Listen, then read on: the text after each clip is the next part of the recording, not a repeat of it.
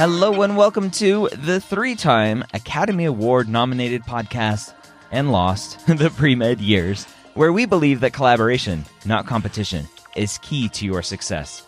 This is going to be an amazing conversation with somebody who is helping students of all shapes and sizes, all skill levels, to improve their cars. Now, cars. What is cars? Critical analysis and reasoning. It's the new version of verbal reasoning. Now, if you've been around the MCAT world for a while, verbal reasoning used to kill people on the MCAT. And guess what? Cars still kills people on the MCAT, especially if you are an ESL student. Now, my guest today, Jack Weston, or Jack, the man behind Jack Weston, is going to share with us his thoughts about ESL students in the cars section. He's going to share his thoughts on how to best prepare for cars, the biggest mistake that students make with cars, and so much more. Jack has been helping students with cars for a long time now. You can find out everything that he does at jackweston.com. That's WESTIN.com. If you go to medicalschoolhq.net/Jack Weston, that will take you to the show notes for this page, which, when updated and when I have some information from Jack, will give you any sort of deals or specials going on for his cars training. So medicalschoolhq.net/Jack Weston to stay up to date with any future deals or specials or anything that's going on for his cars training. All right, I want to jump in, so let's go ahead and say hi to Jack and talk about how you can maximize your score on the cars section. Jack, welcome to the Premed Years. Thanks for joining me. Thanks so much for having me. I really appreciate it. I get a ton of questions on my Hangout group about Jack Weston Cars Prep. And I'm always thinking to myself, I've seen this person, I've seen this website, but I never know who it is. And so now I finally get the chance to talk to the Jack Weston. Briefly, for somebody listening to this who hasn't heard of Jack Weston, who hasn't heard of the help that you do, the tutoring that you do, and the services that you offer for cars people, who is Jack Weston? Right. Jack Weston is someone, me, who is in it to help students get to the next level, get into their dream medical school. It is primarily a cars course, cars strategies, whatnot. But I think the ultimate game is to get into school, a medical school that you like or you want to get into. And Jack Weston is a person who helps you get there, right? Whether it's through cars, whether it's the MCAT, whether it's just advice. I'm basically the older brother or younger brother that you may not have had, or the mentor you may not have had. I mean, that's kind of what the concept of Jack Weston is all about. Most people hate cars. How do you land into building a business around teaching people what most people hate? How did you find a passion for this? Yeah, so I don't like memorizing. I've never liked memorizing, even as a pre-med, med. Like, I just don't like memorizing. And I feel cars is one of those sections where, or reading, the verbal section is one of those sections where you don't have to memorize a thing. You don't have to know a thing from the outside other than common sense. And I think that is where that's what I find very interesting, is the fact that it's all logic. It's based on critical thinking, and it's very intellectually stimulating. That's why I think I've done this for so long, is because it really challenges me to be able to explain very difficult concepts to very smart students, and I just find a lot of joy from that. All right, we're going to dive into a handful of questions here, very common questions that you get a lot, that I get a lot, about the cars section. And hopefully after listening to this, we can just refer everybody, go listen to our podcast, and you'll get all of your answers, all of your questions answers. Does that sound good? Let's go for it. So let's start off with the basic. What is CARS? So CARS stands for Critical Analysis and Reasoning Skills. That's basically another way of saying read a passage and answer questions based on the passage. You have a total of 9 passages. You have 90 minutes to complete it. It's only one of the 4 sections on the current MCAT. And you have about 53 questions. That's CARS. That's 90 minutes, 9 passages, 53 questions. Why is CARS important in the grand scheme of becoming a physician? I would assume that being a physician, if I were to put my pre-med shoes back on, being a physician is all about science. Why do I need to read and answer questions based on passages? Great question. So I think there are a couple of reasons why this test matters, and I'll get into each one of them. Number one, primarily, it's really a test to see how committed you are to medicine. Are you committed or are you interested? Because if you're simply interested, this test will eat you alive, this entire test. I mean, you're not going to want to study for it. You're going to stress out. I mean, you might stress out even if you're committed, but you will give up if you're not committed. And that's why they put this test out there. They want to see, can you sit there and study for 4 months and really endure a struggling exam, a very difficult time in your life, which can result in a lot of how can I say this? A lot of like good things, good outcomes, because you're going to become a stronger student. You're going to be wiser. You're going to be smarter. So in that regard, it's a good weeder. It's a good way to test whether or not you really want this. Another reason why I think CARS is really important is because it is based on thinking on your feet. As a physician must do, they must be able to think on their feet. They're given new information that you've never seen before, and you are supposed to use that information to basically help your patient or the problem out. You have to solve the problem, and that's another component of this exam. Talk about when somebody first starts looking at the MCAT and looks at what is involved. When should somebody start prepping for CARS? Is it something that they need to wait until they've taken English in college? Like we have to wait until we take biology and chemistry and everything else? Or is CARS something that can be started right this second? It can start immediately because it does not require any science knowledge at all. As long as you can pass 12th grade English, basically a senior in high school can start studying for CARS. I think it's something that students should look into sooner than later, rather than later. It doesn't hurt to start reading every day. It doesn't hurt to just get accustomed to reading text, a specific text in mind, but just reading every day can drastically improve your score 2 years down the road. But that's not to stress you out. You don't need to, read 3 hours a day or 2 hours a day for 2 years. But, picking up an Economist magazine, a subscription, or simply reading on things that you may not be interested in can help you for sure. One of the common things that I always recommend is go read The Atlantic, go read The New Yorker, these longer form content pieces. But just sitting down and reading something in my mind, doesn't necessarily equate to studying. How is somebody supposed to sit down and read? What should they be thinking about as they're reading?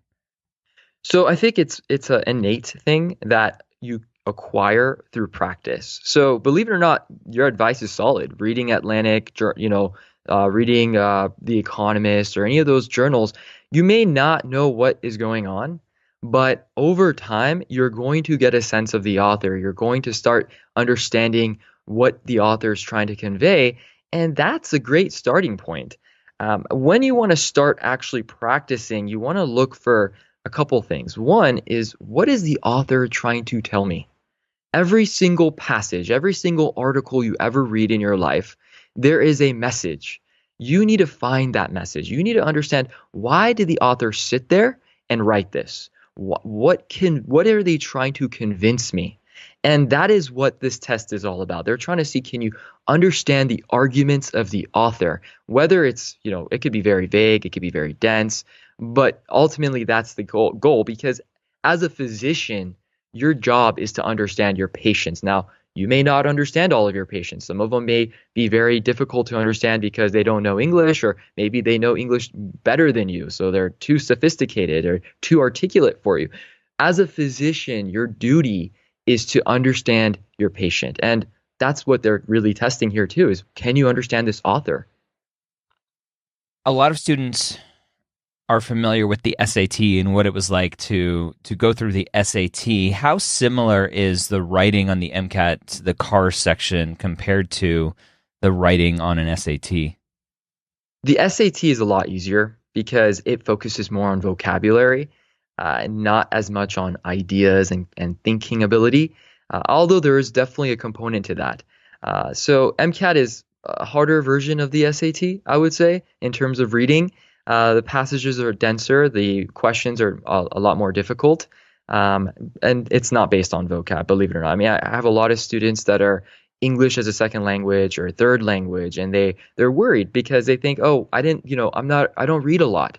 I don't, my parents didn't force me to read, or I don't like reading. I never read Harry Potter. I never read this or that, or I don't know vocab words. And you don't need to. It's how sharp you are. If you're sharp, then you're going to do well. You're going to pick up things. You're going to understand the pattern of the test. And especially for cars, because the whole test is reading based. I mean, even though cars is all reading, the other sections are reading too. You're going to read passages for the other sections, and that's what the name of the game is. Can you read and understand things on the spot? Yeah, I think that's a misunderstood, or something that's not thought of often, is prepping for cars is going to prep you for the rest of the test as well. So I'm glad you brought that up. I also am glad you brought up ESL students, because historically the data has shown that the MCAT destroys ESL students. And it's one of the most common questions. And when I put it out to my group that I have the Jack Weston coming on the podcast to talk about the car section, everybody was like, talk about ESL. How as an ESL student can I prepare the best for cars and for the MCAT in general? Okay, so it is true, ESL do struggle the most with this section, but not because of the reason that most people think, not because of their reading ability. It's more about their confidence. If you're not confident, you're not going to do well, period. So something I like to help students with is realizing, hey, look, you don't need to know this word. You don't need to know what this sentence means. If you can understand this gist, right, this tone, then you can answer all the questions.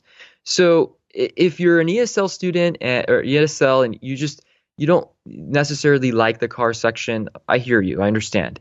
But that doesn't mean you can't do well. I have students from various countries that barely speak English, like barely, and they end up doing really well. They get 127 or higher with consistent effort and practice. Now they may need a little bit more time to get used to things, maybe an extra month of study time. But overall, I don't think your reading ability is going to stop you from doing well on this entire test, especially for cars. If I like to say this, I like to say that if you can read a Facebook newsfeed, like someone's Facebook comments or Instagram, or just basic English, like literally, I love flowers, or I love tacos, or whatever. If you can understand basic English, if you can understand the words that are coming out of my mouth, you don't have an issue with reading. It's more of a confidence issue, and that's something I get into a lot. So where does an ESL student start then? If they can read Facebook, obviously they're on Facebook posting these comments to me. Mm-hmm. Where should an ESL student start to start building that confidence? A practice.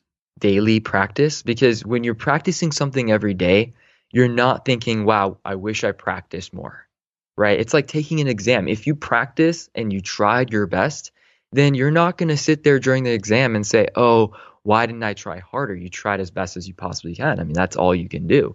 So basically just try every day, work on reading, work on understanding what the paragraph is saying for whatever you read. Your textbooks don't count. I always get a student that asks, well, can I read my science textbooks? No. You got to read argumentative articles. You got to read dense things, boring things. You got to read things that you normally don't want to read about. Like, you don't want to read about Trump. You don't want to read about North Korea, okay? Because those are interesting. I don't care who you are in this time of world, you're going to find that interesting.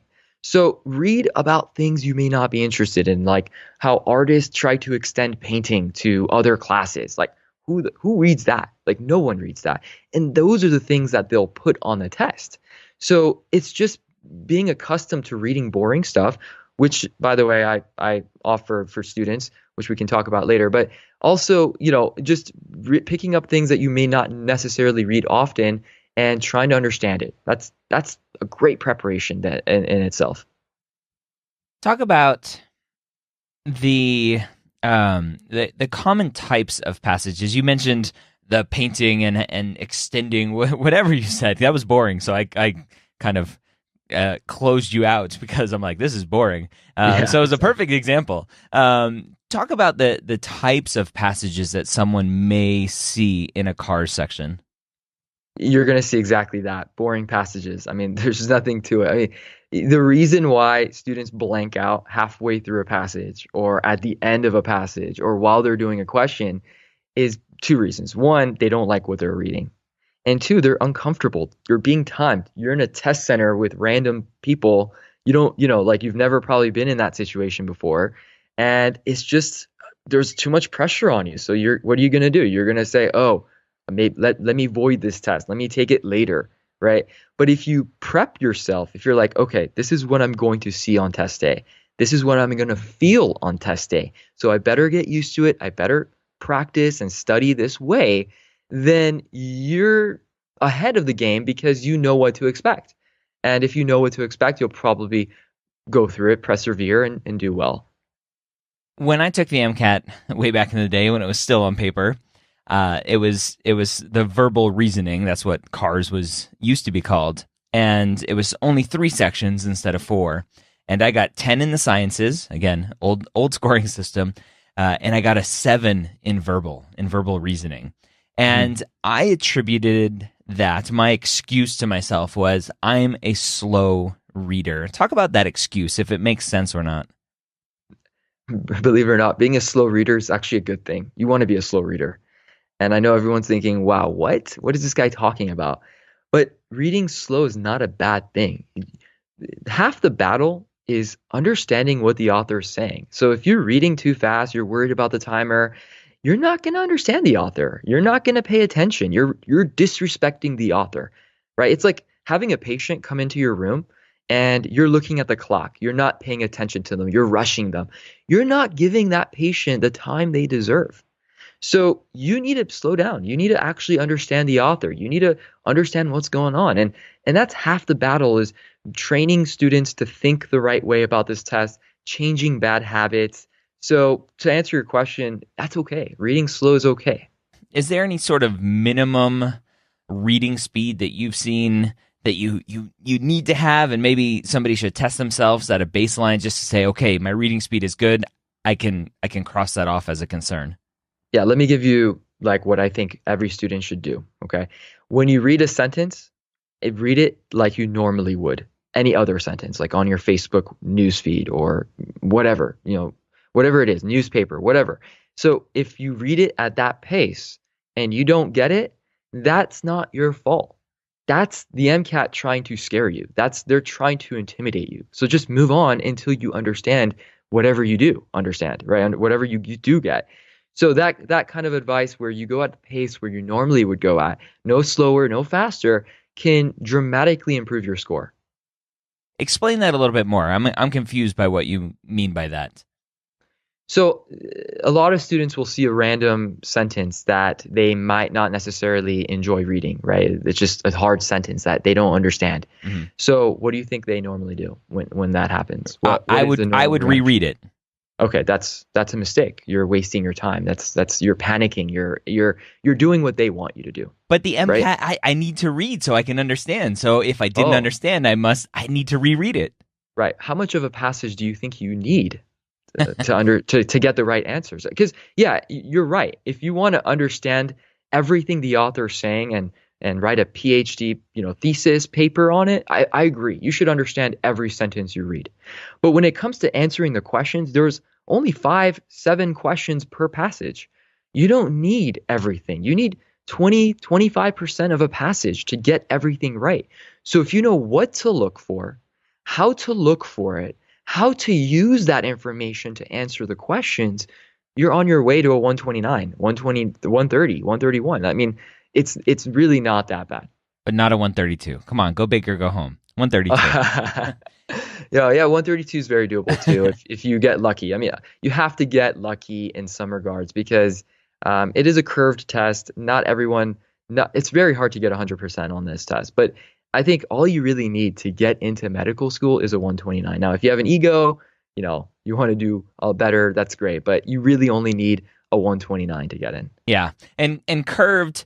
I have I do my MCAT podcast with Next Step Test Prep. Curved, they don't like that word. They say it's a scaled test, right? I don't know if you go into those differences at all, but just to throw that out there for students that listen to my other podcasts and are like, wait a minute, we were told it's not curved. Okay, yeah, you could look at it that Semantics. way. Yeah, right. Talk about you talked about as you're reading, what am I supposed to be looking for? What am I supposed to understand?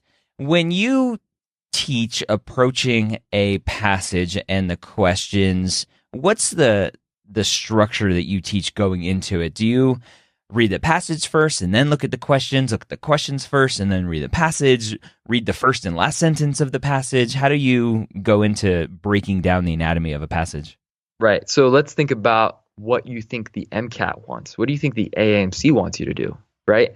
Do you think they want you to read the questions first, or do you think they want you to read the passage first? Right? Why would they put the passage on the left side, right? If they want you to read the questions first. Mm-hmm. So what I'm trying to say is go be normal, right? Just approach this how you normally would. Don't do any tricks. Don't read the first paragraph and last paragraph. Don't read the questions first. These are mistakes because that's not what the test wants you to do. If you literally read their directions, they say, read the passage, answer the questions. Don't do anything random. Don't do any of those tricks. I don't like tricks. I don't like gimmicks, right? I like to show students what you need to do, nothing more, nothing less, right? I don't want to waste your time with stuff you may not need, with stuff that is unnecessary. I think all you got to do is read the passage, understand the author, and then use that information to answer the questions. What's the most common mistake that students make in cars? They practice the wrong material. They use the wrong material to practice. Non-AAMC material is decent practice if you're 2 years ahead, right? So if you're taking the test in 2 years, go ahead and buy non-AAMC material, right? Like third-party company material.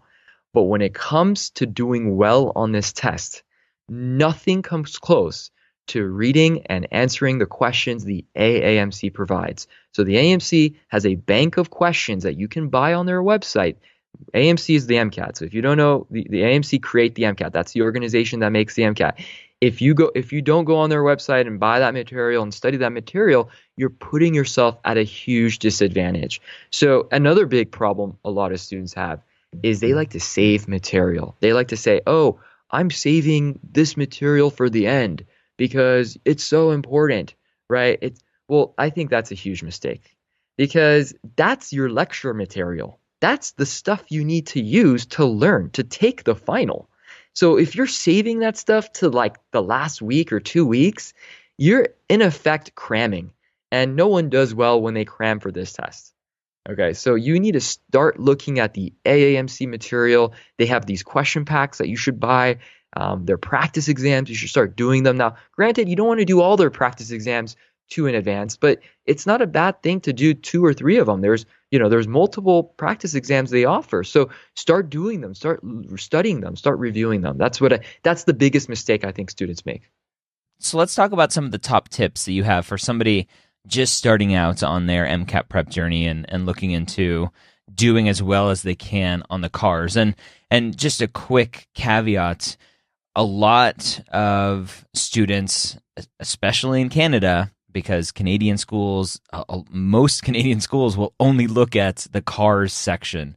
And right. So they're like, I need to maximize my cars. So for those students that maybe are ESL and want to try to improve, or for the Canadian students who are only looking at maximizing their car section, What are some tips on starting out on their prep journey? So read often, like as we discussed before, read often, read boring stuff. Um, Another big thing is also buy the AMC material, start looking at those passages, start reviewing them. There's a certain pattern that the AMC follows, their logic. It's a very unique pattern that's only or that's only developed by the AMC. No company really can come as close to the AMC in terms of that logic. So start looking at those questions, start trying to find those patterns early on, even a year in advance. I mean, it's not a bad thing to start that, cars prep sooner than MCAT prep. I always recommend that to students that want to sign up for the courses. Sign up for or start studying for cars, because that's something you can do every day, like for 30 minutes, which can dramatically improve your confidence and ultimately your score. Other tips that I like to give students is whenever you read, time yourself. Time yourself whenever you read. Like everyone has an iPhone these days, so just go on the timer side, the timer app, and just put on 10 minutes or 6 minutes or whatever you think a normal average student should take to read this passage, and read it in that time. But don't rush yourself. Don't try to finish in that time. Just time yourself so that you get used to that timer. Time yourself so that you don't get nervous when test day comes around, right? Because that timer, if you're basing your approach based on this, like how fast you should go, like the speed of the timer, you're going to mess up. So you got to pace yourself. You got to learn how to read faster and slower depending on what you're reading. But ultimately, that timer is going to change everything you do, because you're now in a new environment, new situation that you've never been in. So that's pretty big. The timing yourself. Yeah. Okay. Are they looking to improve upon what? So just collecting data, in my mind, is useless unless you do something with that data. So are they looking to improve their time, maintain the time? What are they supposed to do with that time? So I like to say that you have to be a warrior. You have to have a warrior mentality, right? You have to do so many practiced passages and timed passages so that over time your brain gets accustomed to it. So yeah, you don't necessarily need to write that data down, but it is doing something. It's changing your habits. It's changing the way you are adapting to this test. So that's my answer to you. I mean, it's more about adapting to the style of the exam. That's why you're timing yourself. And you need to adapt to do well. Okay. After reading and timing themselves, are there a list of questions? Should they be writing down with pen and paper or in a Word document somewhere, writing down their thoughts? Okay, what was the author trying to convey to me? What was the author trying to convince me of? Should they be writing, going through a set of questions after each article they read? A good thing to do after each paragraph is write down, what is this paragraph about? Like, what are they trying to tell me? What is the author trying to convey in this paragraph? In a very general way, something that you can explain to your best friend, something that you can explain to your brother or sister, very informal. This paragraph is about this. This paragraph is about that. You don't have to write down this paragraph, but for every paragraph, write down 2 to 4 words that describe that paragraph, what is going on in a general way. Don't write down the details. Believe it or not, the MCAT doesn't test the details. So they test for big ideas, big picture. So having that is a great way to get used to the MCAT style. At the end of the passage, you can kind of ask yourself, hey, why did the author write this passage? Like, what's the main idea? And those 2 things can help you pretty much get every question right. Is that a technique that you suggest doing even on your real test day, or is that just a prep thing? Both prep thing and real on test day. I think it's a great strategy. Now, in the course, I go into specifics on exactly how to read every sentence, exactly how to answer questions step by step. So if a student is very methodological, is very step oriented, right, mechanical, I would say, then you want to follow those steps. But some students just want to read and understand the gist of things, and that's fine too. And I think that's a great strategy on its own. What's been the one thing that when you tell a student, they come back and be like, oh my gosh, I can't believe I was doing it wrong that whole time, or oh my gosh, that has made such a huge difference in my understanding of what's going on? Great question. So I think the number one thing that students don't do is visualize. They don't visualize what they read. So to give you a little bit of a background of what that means is when you read a sentence or a word of a sentence, what do you think of? What comes to mind? Does it register? Does it click with you? So for instance, if I said the word elephant, what do you think of? What's the first thing you imagine when you see an elephant? Not a Right? giraffe. Right. Not a giraffe. You see an elephant, a big one, Yep. gray, But what if I say that is flying? An elephant that is flying. Now what do you see? What do you imagine? What do you picture in your head? Well, now you should probably see an elephant that is, that has wings that's kind of flying in the air, right? That's kind of what everyone should see. What you shouldn't see is like an airplane because you're essentially morphing your visualization based on the next word, right? So when you see an elephant, and the word flying, you should think of an elephant flying. You shouldn't read that and not register it or think of something else that's really random, right? That's huge. Visualizing is not only helpful for cars, but also very helpful for the sciences because you're given a lot of experimental passages, a lot of experiments that deal with like moving test tube A to test tube B or pathways, biochemistry pathways that you have to follow. So visualizing those pathways, getting used to thinking that way is essential, is critical to your success. And that's one thing that students always come back and say, hey, wow, I never did that. When I'm starting to do that, I totally get why you're doing that. And I don't know the author off the top of my head, but somebody who's like a wizard in memorizing long digits and other things. And he wrote a book about it. And I've contacted him to come on the website to talk about that memorization technique. And it's exactly what you just said. People that can memorize a deck of cards, that can memorize long digits, they visualize every piece of data as they think about walking through a room and they think, okay, the two of spades is this pair of shoes on the floor, and whatever they do. But visualization is huge for keeping things in memory a little bit longer. Absolutely. And I can kind of explain that with an analogy. I mean, if you've ever read a book and you're just turning the page, it's because you're so immersed in it. You see the character, you see the plot, you understand what's going on. You visualize it. Right? You see the character look a certain way. And when you see the movie that the book is based off of, right? You see, like, let's say you've read Harry Potter and then you watch Harry Potter. Normally, students don't like the movie as much as the book if they've read the book first. Why? Why would they not like the movie if they've already watched or if they've already read the book? Yeah, Right. the director's vision is different than what they pictured. Exactly. Yeah. Exactly. Yeah. Yeah, no, that's a great analogy. Perfect. Oh, Jack, you mentioned a course that you teach students how to break down cars, passages, and everything else. Talk about what a student can expect when going to jackweston.com to see what sort of services you offer.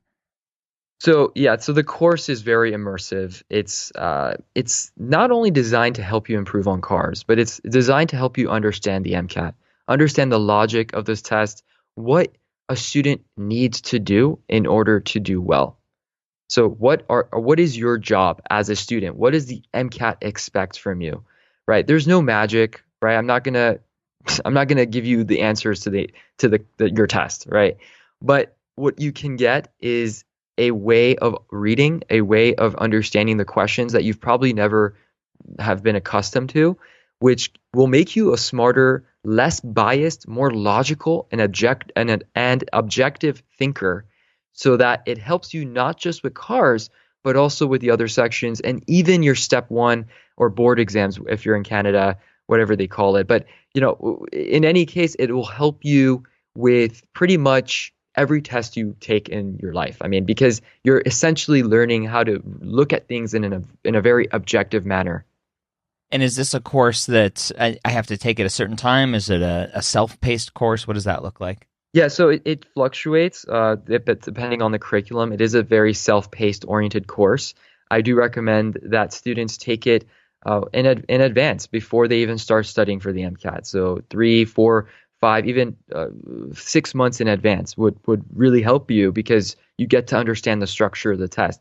Now, I do have students who take the course while they're studying for the other sections and they have 3 months to prepare, and it still helps them a lot, and it's great. But I always say give yourself more time so that you aren't pressured, you aren't stressed, because that's really a stressful time in your life. And the last thing you want to do is rush. So signing up sooner will allow you to gain the skills you need to effectively tackle the entire test. In terms of what other services I offer, I have practice exams, CARS practice exams that I believe I still, even though it's, I'm trying to promote my company, I still don't think anything comes close to the AMC, right? Like you should use the AMC practice exams as your primary resource. But, I've been in this business for like 10 years. I've been teaching for such a long time. I have so much experience with students that I feel like I really understand what they're trying to get at. And I feel like my questions are very similar, if not identical, to the logic that they use. So I recommend that students use those questions. And in the coming weeks, it's going to be free, absolutely free for students to use the practice exams.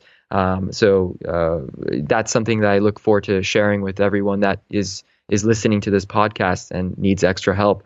I also offer CARS passage a day emails. So you get an email where you get literally a passage a day that looks just like what you're going to see on your test. That's boring passages that normally you don't want to read.